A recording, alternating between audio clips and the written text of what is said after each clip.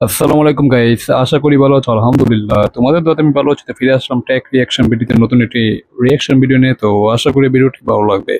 তো আজকের ভিডিও আমরা দেখবো একটি নতুন মোবাইল, মানে মোবাইল, হ্যাঁ, ভিডিওটি হলো 10 মাস পুরনো আগের ভিডিও, ঠিক আছে। তারপর ভিডিওর টাইটেলটি আমরা পড়ে নেই। Nubia Z70 ultra unboxing and first impression. Camera নাকি অন্য কিছু, ঠিক আছে। তো আমরা নোবিয়া Z70 আলট্রা ফোনটা দেখতে, আমি সামনে দেখেছি ভাই, অনেক মানে একটু দেখতে অন্যরকম। তো এটা আসলে দেখবো আসলে এটা কতটা ভ্যালু ফর মানি, কতটা পারফরমেন্স কেন্দ্রিক ফোন, কতটা ক্যামেরা কেন্দ্রিক ফোন, সবকিছু আমরা দেখবো, ঠিক আছে। প্লাস আমরা রিয়াকশনও করবো তোমাদেরকে নিয়ে। আর ভিডিওটি নেওয়া হয়েছে জালটেক চ্যানেল থেকে, তাদেরকে ফুল ক্রেডিট দেওয়া হলো এবং তাদের ভিডিও লিঙ্কটি অবশ্যই আমাদের চ্যানেলের ডেসক্রিপশন বক্সে দেওয়া থাকবে, চাইলে তোমরা চেক আউট করতে পারো। তো চলো বেশি দেরি না করে ভিডিওর কার্যক্রম শুরু করি। 1, 2, 3। প্রথম আন্ডার ডিসপ্লে সেলফি হোয়াট? ক্যামেরার ফোন। ওয়েট। আসসালামু আলাইকুম। অলরেডি প্রথম আন্ডার ডিসপ্লে সেলফি ক্যামেরার ফোন নিয়ে আসে কিন্তু জেডটি, আর তাদের আরো একটা স্মার্টফোন নুবিয়া Z70 আলট্রা আমাদের হাতে চলে এসেছে। হ্যাঁ, এই ফোনটাতেও আন্ডার ডিসপ্লে সেলফি ক্যামেরা রয়েছে, তবে বেশ ও আচ্ছা আচ্ছা, বুঝছো। আন্ডার ডিসপ্লে মানে তোমার সেলফি ক্যামেরাটা হবে ডিসপ্লের নিচে, ঠিক আছে। এটা অনেক সময় কি গায়েব করা যাবে বা অদৃশ্য করা যাবে এরকম মনে হচ্ছে, ঠিক আছে। আন্ডার ডিসপ্লে সেলফি ক্যামেরা যেটা বুঝলাম, বাট ফোনটা দেখতে কিন্তু খুবই প্রিমিয়াম, ঠিক আছে। যদিও এটা 10 মাস আগের একটা ভিডিও, বাট এই ফোনটা দেখতে খুবই প্রিমিয়াম। এখন দেখবো এটা আসলে কতটা ভ্যালু ফর মানি, ঠিক আছে। আর পারফরমেন্স, ক্যামেরা সবকিছু আমরা দেখবো। তো চলো ভিডিওটি এবার প্লে করি। কিছু নতুন করে মশলা অ্যাড করা হয়েছে। যেমন আচ্ছা, আগের যুগে আমরা ক্যামেরাতে শাটার বাটন দেখতে পেতাম না, এই ফোনটাতেও সেই শাটার বাটন দেওয়া রয়েছে। ফিজিক্যাল অ্যাপারচার কন্ট্রোল করা যায়। আর ওকে, গেমিং ডিভাইস এটাতে কিন্তু এখন মার্কেট গরম করা স্ন্যাপড্রাগনের 8 এলিট SoC ওয়াও। রয়েছে। আনবক্সিং তো হবে, তার আগে জানিয়ে রাখি আমাদের কাছে কিন্তু ডিভাইসটা পাঠিয়েছে টেক অ্যান্ড টক বিডি। যারা মূলত এরকম ফ্ল্যাগশিপ ডিভাইস বা ইউনিক ডিভাইসগুলো খুঁজেন তাদের সাথে যোগাযোগ রাখতে পারেন। ওকে, বসুন্ধরা সিটি এবং যমুনা ফিচার পার্কে ফিজিক্যাল শপ রয়েছে, আমি ডেসক্রিপশনে সকল ইনফরমেশন দিয়ে রাখবো। বক্স অনেকটাই সিম্পল ডিজাইনের, উপরে সিলভার আর ব্ল্যাকের কম্বিনেশন রয়েছে। তাড়াতাড়ি খুলে ফেলি। না, বক্সের ডিজাইনটা আসলে সুন্দর, খারাপ না। ডিভাইসটা ওকে, বড় সড়ো আর ভারী লাগছে, তবে ক্যামেরা মডিউল কিন্তু আগে থেকেই ওয়াও।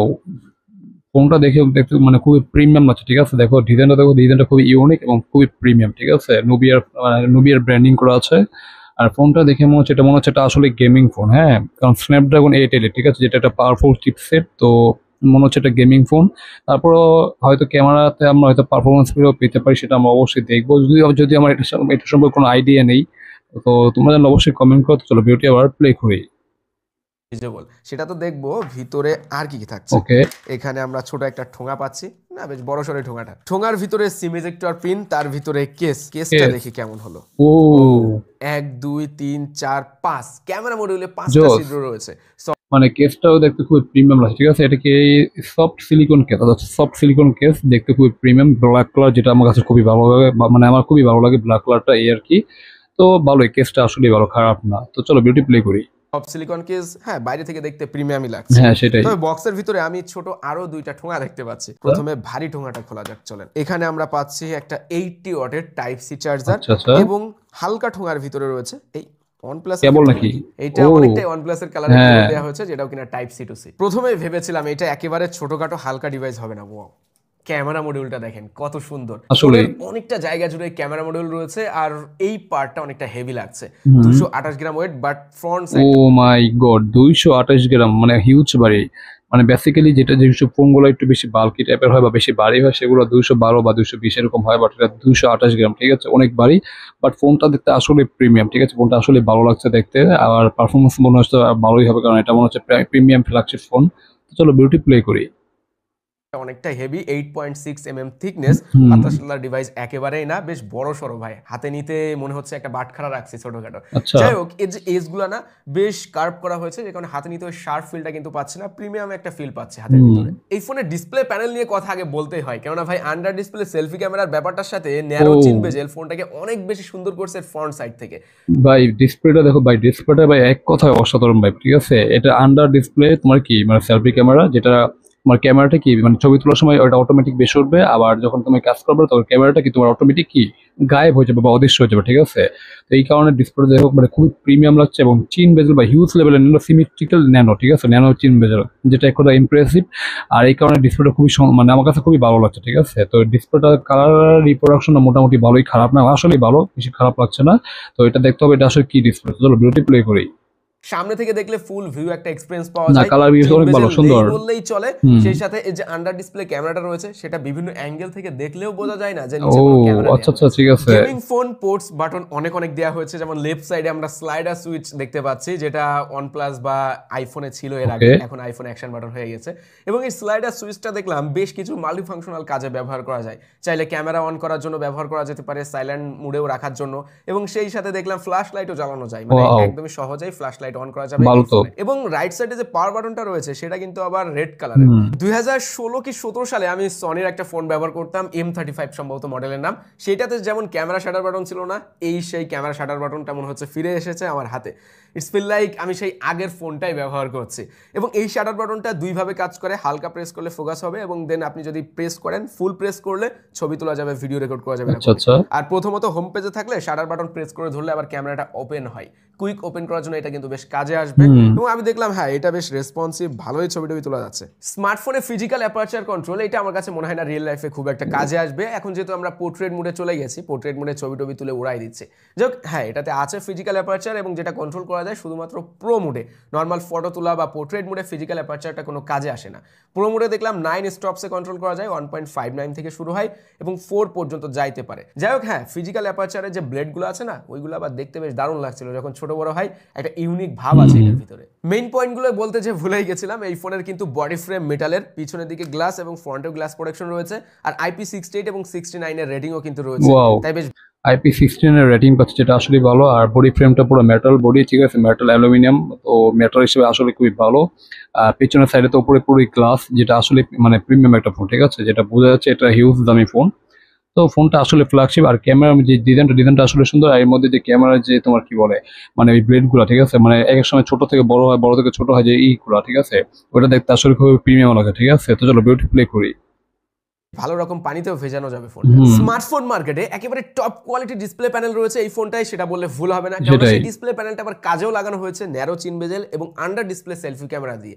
যেমনটা শুরুতে বলেছিলাম, ফ্রন্ট সাইড থেকে কিন্তু এর ডিসপ্লেটা অসাধারণ লাগে ভাই, দেখলে মনে হয় যেন শুধুমাত্র ডিসপ্লে হাতে ধরে আছে। যাই হোক আমি কনফিগারেশনটা স্ক্রিনে দিয়ে দিব, ছোট করে বলে দিই 6.85 ইঞ্চি। 6.85 ইঞ্চির কি একটা অ্যামোলেড ডিসপ্লে, ঠিক আছে, যেটা দেখতে এক কথা impressive. Display colour, content watching, আমরা ভিডিও ওয়াচিং করে তুমি আসলে মজা পাবে ভাই। আর 144 হাজার রিফ্রেশ রেট, আর HDR10+, না HDR10, শুধু এখানে HDR10+, না HDR10 এর সাপোর্ট আছে। আর 2000 নিটস কি পিক ব্রাইটনেস সম্ভবত এই আর কি। তো ডিসপ্লেটা আসলে খুবই ভালো, ঠিক আছে, দেখতে এক কথা প্রিমিয়াম, চিন বেজেল নেই বললে চলে, খুবই দেখতে খুবই একদম খুবই ভালো। তো চলো বিউটি প্লে করি। প্যানেল এটা অ্যামোলেড 144 হার্টজের, 120 পরে 144 বলেন বা 165, এটা খুব একটা নোটিসেবল না, বাট গেমিংয়ের সময় কিন্তু আবার কাজে আসে। এই ডিসপ্লেটা super bright, 2000 nits pick brightness দেয়, HDR10+ সাপোর্টেড রয়েছে, 431 PPI। পিপিআইটা আমার কাছে একটু কম মনে হয়েছে, আর একটু বেশি থাকলে আরো বেটার শার্প ফিলটা পাওয়া যেত, বিশেষ করে ছোট ছোট টেক্সটের ক্ষেত্রে। তবে আলট্রাসনিক ফিঙ্গারপ্রিন্টটা মিস করেছে, এখানে আবার অপটিক্যাল ফিঙ্গারপ্রিন্ট দেওয়া হয়েছে। হ্যাঁ পজিশনটা উপরের দিকে দিয়েছে, এই ব্যাপারটা ভালো লেগেছে। আর এটাও কিন্তু ফাস্ট, ফ্ল্যাগশিপ ফোন ভাই, এগুলো স্লো হওয়ার কোনো চান্স থাকেই না। এই ডিসপ্লেতে মাল্টিমিডিয়া কনজিউম মানে মুভি দেখা বা যাই করা হোক না কেন, বিশেষ করে গেমিং এর ক্ষেত্রে টপ নচ এক্সপিরিয়েন্সটা আপনি পাবেন sure. But as a sound quality ওইটা আবার অতটা ভালো মনে হয়নি। একটা ফ্ল্যাগশিপ ডিভাইস থেকে যেরকম আশা আমরা করি ওই লেভেলের সাউন্ড দিতে পারে নাই। হ্যাঁ ডুয়েল স্টেরিও স্পিকার আছে, সাউন্ড শুনতে ভালো লাগছিল, ক্লিয়ার লাগছিল, বাট লাউড কম ছিল। অ্যান্ড সাউন্ডের ভিতরে ওই যে ভোকাল ক্লিয়ারিটি বলেন বা সাউন্ডের একটা ক্রিস্পি ভাব থাকে না, ফ্ল্যাগশিপ ফোনে আসলে যেরকম থাকে এক কথায়, ওই লেভেলটা আমার কাছে মনে হয় না যে এই ফোনটা সাউন্ড পূরণ করতে পেরেছে। সব কিছু ছাড়িয়ে এই ফোনের গেমিং এক্সপিরিয়েন্স শেয়ার করি আপনাদের সাথে, কেননা এই ফোনটায় আমরা যত বেশি গেম খেলেছি তত বেশি খেলতে ইচ্ছা করেছে, যেহেতু গেমিং ডিভাইস ভাই। 144 হার্টজ রয়েছে, আর যেখানে আমরা কল অফ ডিউটি থেকে শুরু করে পাবজি গেমগুলোতে 120 FPS পর্যন্ত খেলতে পেরেছি, যেখানে স্মুথে খেলতে পারছিলাম, মানে লো সেটিংসে 120 FPS এ খেলা যাচ্ছিল। আমরা হাই গ্রাফিক্সের গেমগুলো বাদ দেই নাই ভাই, বিশেষ করে কারেক্স গেম, স্ক্রিনে ফুটেজগুলো দিয়ে দিব, আপনারা দেখলে বুঝবেন যে গ্রাফিক্স আউটপুট কত সুন্দর লাগছিল। বড় ডিসপ্লে গেম খেলার মজাটাই অন্যরকম। যেখানে কারেক্স গেম আমরা হাই সেটিংসে খেলেছি, তবে FPS ড্রপ দেখেছি। 8 এলিটের থেকেও কিন্তু স্ন্যাপড্রাগনের 8 Gen 3 তে কারেক্সটা ভালো চলে। এখানে অপটিমাইজেশনের একটা ব্যাপার স্যাপার রয়েছে, কারণ ডিভাইসগুলো নতুন, এসওসিটাও নতুন, আপডেট হইতে হইতে ওইগুলো আবার ঠিক হয়ে যাবে। তবে যাই বলেন 120 FPS এ গেম খেলার ব্যাপারটা ছিল একেবারে অন্যরকম। লাস্ট আমি রক 2 তে 90 FPS খেলেছি, সেখানে আবার অন্যরকম লাগতো যে ওয়াও 90 FPS এ গেমিং করতে পারছে। আর এই ফোনে তো আবার 120 FPS, ফায়ার করা থেকে শুরু করে মুভমেন্ট সব কিছুতে অন্যরকম একটা এক্সপিরিয়েন্স পাচ্ছিলাম। স্ন্যাপড্রাগন 8 এলিট সম্পর্কে সবাই মোটামুটি ধারণা রেখেছেন, আমরা বেশ কয়েকটা টেস্ট করেছি কিন্তু এই ফোনে, স্কোরগুলো দেখিয়ে দেবো, দেখলে দেখলে বুঝতে পারবেন। আমাদের হাতেরটা 12/256 GB UFS 4.0 নেবুলা ওএস রয়েছে আর অ্যান্ড্রয়েড 15 অপারেটিং সিস্টেম। এই ওএসটা আমার কাছে কাইন্ড অফ মোটরোলার ওএস এর মতো মনে হয়, অনেকটাই নিট অ্যান্ড ক্লিন ভাইব রয়েছে, কোনো ধরনের ব্লোটওয়্যার নেই, আপনি ডাউনলোড করবেন সেটাই ফোনে অ্যাড হবে এরকম ব্যাপার স্যাপার। হ্যাঁ অবশ্য কিন্তু এটা গ্লোবাল ভেরিয়েন্টের, যে কারণে ওএস এর ভিতরে চাইনিজদের অ্যাপ্লিকেশনও দেখা যায়নি। এক কথায় বলতে গেলে ফ্ল্যাগশিপ ফোনগুলোতে যেরকম ওএস থাকে ভাই ওই লেভেলেই পারফরমেন্সটা দিতে পারছিল। এত পাওয়ারফুল একটা ফোন বাট ক্যামেরা অ্যাপে ঢুকলে এই অবস্থা কেন? না আমি বলছি না ছবি বা ভিডিওর কোয়ালিটি খারাপ, আমি বলছি ক্যামেরা অ্যাপের কথা। অপটিমাইজেশনের এখানে অভাব রয়েছে, যখন ঢুকছিলাম ভালোভাবে বুঝতে পেরেছি। শাটার ল্যাগ রয়েছে আর লেন্স পরিবর্তনের ক্ষেত্রে তো স্মুথনেসের অনেক ঘাটতি। আর হবেই বা না কেন, দেখেন 3টা ক্যামেরা বসাইছে এরা 3 জায়গায়।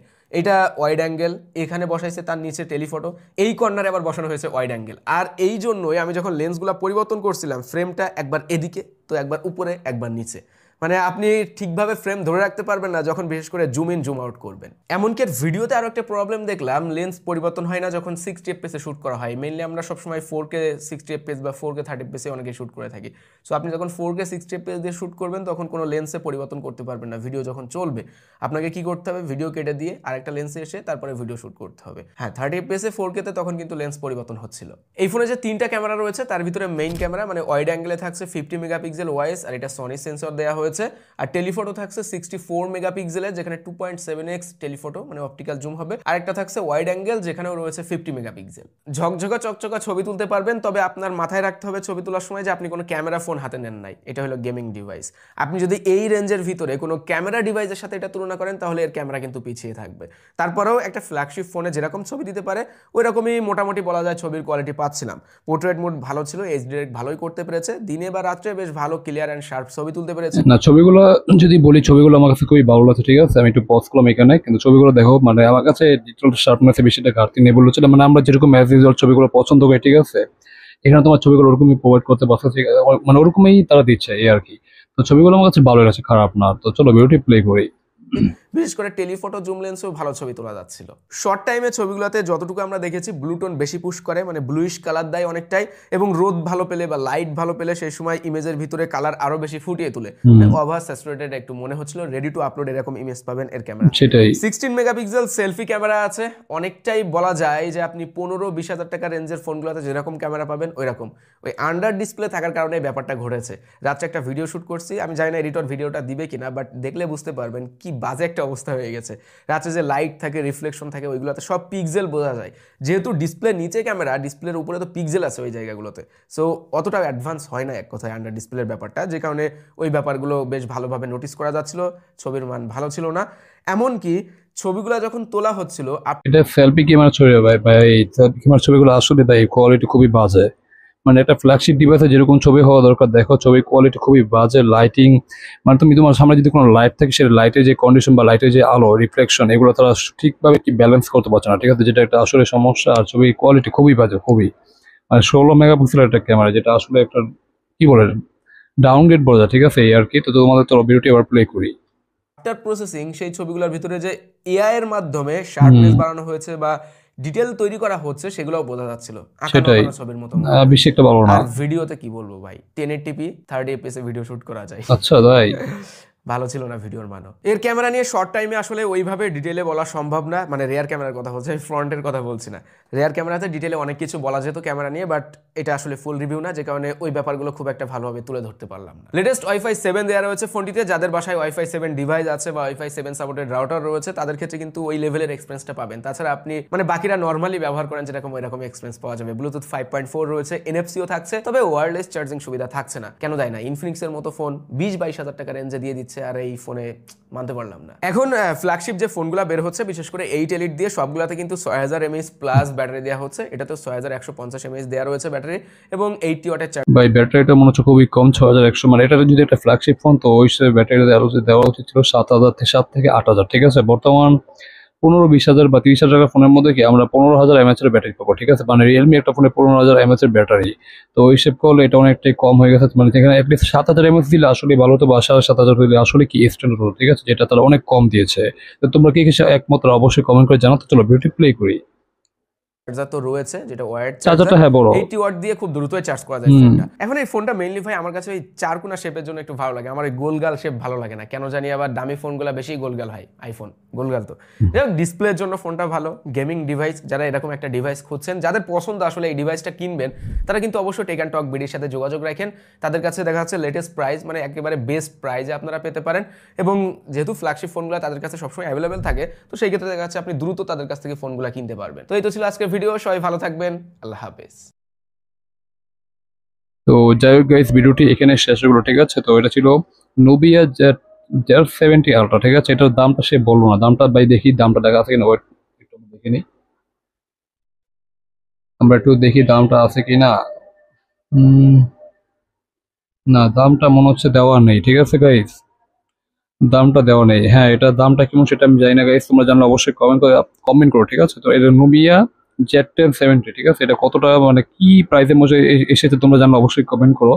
বাট ফোনটা যদি এখন আসে, ফোনটার ডিজাইনটা আসলে ইউনিক এবং ডিজাইনটা খুবই সুন্দর, বিশেষ করে এর ব্যাক সাইডের ডিজাইনটা, ঠিক আছে। যেটা গ্লাস পার্ট, যেটা আসলে একটা ইমপ্রেসিভ, আর বডি ফ্রেমটা হলো তোমার কি মানে এই মেটাল, ঠিক আছে, মেটাল বডি, ঠিক আছে, যেটা আসলে একটা ইমপ্রেসিভ। তো যেটা আসলে খুবই ভালো, ডিজাইনটা দেখে খুবই এক কথায় অসাধারণ। আর বাই ডিসপ্লেটা বাই সুপার অ্যামোলেড ডিসপ্লে, যেটা আসলে একটা ইমপ্রেসিভ ডিসপ্লে। আর এটা আন্ডার সেলফি ক্যামেরাটা এসেছে আন্ডার ডিসপ্লে, ঠিক আছে, মানে ডিসপ্লের মধ্যে থাকবে, বাট এটা কি অদৃশ্য হয়ে যাবে, ঠিক আছে। যখন তুমি ছবি তুলো তখন এটা অটোমেটিক কি বেশি উঠবে, আবার যখন ছবি তোলার কাজ আসে তখন এটা অটোমেটিক কি অদৃশ্য হয়ে যাবে, যেটা দেখতে আসলে ইমপ্রেসিভ। আর অদৃশ্য হয়ে যাওয়ার কারণে ডিসপ্লেটা দেখতে খুবই বড় লাগে এবং খুবই সুন্দর। আর ডিসপ্লেটার চিন বেজেল বাই সুপার লেভেলের ন্যানো, চিন বেজেল নেই বললে চলে, যেগুলো এক কথা প্রিমিয়াম। আর ডিসপ্লেটা আসলে অসাধারণ। আর 144 হাজার রিফ্রেশ পাবে, যেটা আসলে ডিসপ্লে নিয়ে তোমার কোনো মানে এখানে কথা নেই, মানে ডিসপ্লে নিয়ে তোমার কোনো কমপ্লেন জানার কোনো অভিযোগ নেই, ঠিক আছে। এক কথা ডিসপ্লেটা অসাধারণ। এরপর IP16 আছে, ঠিক আছে, যেটা আসলে ইমপ্রেসিভ। তুমি পানি নিচে ছবি ডুবে যেভাবে হোক ভিডিও করতে পারবে, ছবি তুলতে পারবে, ফটোগ্রাফি করতে পারবে, কোনো সমস্যা হবে না, যেটা আসলে একটা ভালো। আর এরপর যদি আসি এর ব্যাটারিটা মনে হচ্ছে খুবই কম, একটা ফ্ল্যাগশিপ ডিভাইসের ব্যাটারি হওয়া উচিত বর্তমান, যেহেতু যদিও এই ভিডিওটা 10 মাস আগে ভিডিও, ঠিক আছে, বাট তারপরও এখনকার মানে নর্মাল অ্যান্ড্রয়েড ফোনের মধ্যে তোমার 7,000 8,000 8,500, তারপর আবার 15,000 mAh এর ব্যাটারি বের হয়ে যাবে, ঠিক আছে। বের হয়েছে রিয়েলমির একটা ফোনে, বাট এখন ওটা আসেনি, বাট বের হবে। তো ওই হিসেব করলে এটা যদি 8,000 বা 7,000 mAh একটা ব্যাটারি দিত, তাহলে এটা পুরোপুরি এক্সটেন্ড হতো। বা 6,150, এটা ভালো, এটা খারাপ না, ব্যাটারিটা ভালো খারাপ না, কিন্তু তারপর একটু 7,000 দিলে বা 7,500 দিলে আসলেই ভালো হতো। আর যেহেতু এটা প্রিমিয়াম ফোন, ফ্ল্যাগশিপ ফোন, আর এখানে যে চার্জারটা দিচ্ছে 80 ওয়াটের, এটা ভালো, মানে চার্জার হিসেবে, মানে ব্যাটারি হিসেবে চার্জারটা খুবই ভালো, মানে খুবই ফাস্ট চার্জ হবে, যেটা আসলে ইমপ্রেসিভ। বাট একটা ডিসঅ্যাপয়েন্টিং হলো এটার কোনো ওয়্যারলেস চার্জার কি সাপোর্ট নাই, যেটা আসলে ডিসঅ্যাপয়েন্টিং, ঠিক আছে। তো এরপর যদি আসি ক্যামেরা, পিছনের ক্যামেরার ছবিগুলো আসলে 3টে ক্যামেরা দেওয়া, 3টে না 4টে সম্ভবত, যাই হোক। তো ক্যামেরার অনেকগুলো মানে বড় বড় ক্যামেরা দিয়েছে, ছবি কোয়ালিটি দেখলাম, আমার কাছে এটা একটা কি বলে, মানে তোমার কি বলে, গেমিং ফোন বলতে পারো, বা পারফরমেন্স কেন্দ্রিক ফোন, ঠিক আছে, মানে গেমিং করে এটা গেমিং ফোন বলা যায়। বাট গেমিং ফোনে তোমার কি ক্যামেরা কোয়ালিটি বেশি একটা ভালো হয় না, তারপরে এটার পিছনে যে ক্যামেরা কোয়ালিটি, ছবিগুলো আমার কাছে খুবই ভালো লেগেছে, খারাপ না। ছবিগুলো তুললে তোমার রেডি টু আপলোড এরকম একটা ছবি তুমি এরকম পাবে, ঠিক আছে, যেটা দেখতে খুবই সুন্দর, মানে তোমার বেশি কিছু এডিট করা লাগবে না, তারা কালারগুলো অটোমেটিক বুস্ট করবে, যেটা দেখতে খুবই ইমপ্রেসিভ, ঠিক আছে। আর এরপর যদি সেলফি ক্যামেরা আছে, সেলফি ক্যামেরা মাত্র 16 মেগাপিক্সেল একটা সেলফি ক্যামেরা, যেটা আসলে একটা ডিসঅ্যাপয়েন্টিং ব্যাপার। তো ছবির কোয়ালিটি খুবই বাজে, খুবই বাজে। একটা 16-20 হাজার টাকার সেলফি ক্যামেরা যেরকম কোয়ালিটি দিতে পারে, বাট এটা ছবির কোয়ালিটি, সেলফি ক্যামেরার ছবির কোয়ালিটি আসলেই বাজে, মানে এটার পিক্সেলটা আসলে ওই যে পিক্সেলটা বোঝা যায়, আসলে লাইট ধরলে লাইটের পিক্সেল সব বোঝা যাচ্ছে, যেটা আসলে একটা ডিসঅ্যাপয়েন্টিং ব্যাপার। এর পিছনে কিন্তু 32 দেওয়া উচিত ছিল, দামটা জানি না, বাট 32 দিয়ে উচিত ছিল, আর ছবির কোয়ালিটি আরো ভালো করা উচিত ছিল, বাট এটা তারা করতে পারেনি, যেটা আসলে একটা ডিসঅ্যাপয়েন্টিং ব্যাপার। তো এই তো ছিল আমার ফোনের টোটাল কনক্লুশন, ঠিক আছে। তো ভিডিওটা একটা জিনিসই, মানে নোবিয়া Z70, এটার প্রাইসটা আমি জানি না, তো তারা প্রাইসটা কোনো মেনশন করেনি এই। আর এখানে আর কি বলবো, এখন প্রাইসটা মেনশন করেন, তাই সেই জন্য আমি বলতে পারতেছি না যে আসলে কতটা ভ্যালু ফর মানি। বাট ফোনটা দেখতে খুবই প্রিমিয়াম, দেখতে খুবই সুন্দর। যদি তুমি গেমার হয়ে থাকো তাহলে তোমার জন্য এই ফোনটা আসলে পারফেক্ট, কারণ এটা একটা কি স্ন্যাপড্রাগন 8 চিপসেট দিয়ে এসেছে, যেটা আসলে একটা গেমিং প্রসেসর, পাওয়ারফুল একটা চিপসেট। তো যেটা তুমি অবশ্যই গেমিং করতে পারবে, খুবই 120 FPS এর গেমিং করতে পারবে, যেটা তোমার কাছে খুবই ভালো লাগবে, ঠিক আছে। তো এই তো ছিল আমার কনক্লুশন, তো আর কিছুই বলার নেই। তো দামটা জানলে আসলে বুঝতে পারতাম এটা আসলে কতটা ভ্যালু ফর মানি, দামও অনেক বেশি হবে। তো তোমরা জানলে অবশ্যই কমেন্ট করে জানো দামটা আসলে কিরকম বা কত হতে পারে। তো এই ছিল আজকের ভিডিও। তো তোমাদের কাছে ভিডিওটি কেমন হলো তোমরা অবশ্যই কমেন্ট করে জানো, ভালো লাগলে অবশ্যই লাইক কমেন্ট শেয়ার, চ্যানেলে নতুন হলে অবশ্যই আমাদের চ্যানেলটিকে সাবস্ক্রাইব করতে বলো না, ঠিক আছে। তো দেখা হবে নতুন কোনো রিয়াকশন ভিডিওতে, সে পর্যন্ত তোমরা ভালো থাকো, আল্লাহ হাফেজ।